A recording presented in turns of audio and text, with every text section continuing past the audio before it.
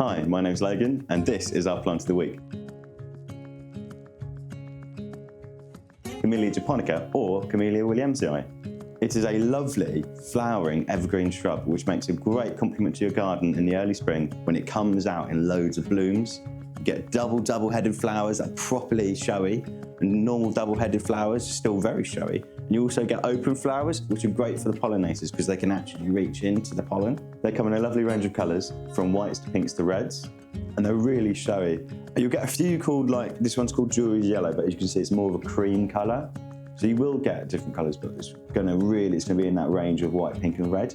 But they do fantastically in shade, and they'll really bring a lot of colour and life into the shadier parts of your garden. Like rhodies and azaleas, they prefer ericaceous compost, so they're more acid loving, so they'll do better on clay than they will on chalk. They're very acid loving, and they do like to stay wet. They don't want to be really wet, but especially over the summer, you don't want them drying out because that can actually damage the buds. If you ever notice them going yellow, a good way of fixing that is seaweed feed with iron in it, and that will help it to, like, you'll actually see in a few days, that will fix that problem and you'll get a lot of healthy growth. A great feed to use is a slow release feed, like this one for azaleas, camellias and rhododendrons. It helps them to perk up quickly, but then feed them over a long period of time, so you're not having to add more and more feed every few weeks, which is another reason why they do really great in pots, because you can control how much acid and feed is in the soil without damaging the soil in your garden. Another thing that will damage the buds is the early morning sun.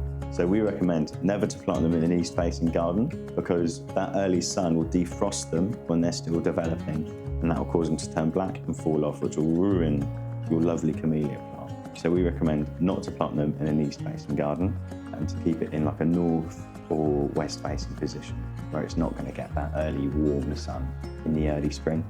Eventually, your lovely flowers are gonna, they're gonna go over and you're gonna want to pick them off so that new ones can come through. They're really easy, you just grab them and pull them off, just like that. If you decide you want to prune it down or prune it back, I'd wait till just after flowering, because in the early summer is when they start to develop their new buds and you don't want to harm next year's growth. Another thing to consider is making sure they're well watered. They hate drying out and it will damage your flowers and your buds, especially if they're in a container or in a particularly sunny spot over the summer. If they are in a pot, you're going to want to protect them over the winter and keep them out of the brunt of that harsh winter weather. So fleecing them, bringing them closer to the house, is a really good way of protecting them from that harsh frost and those strong winds.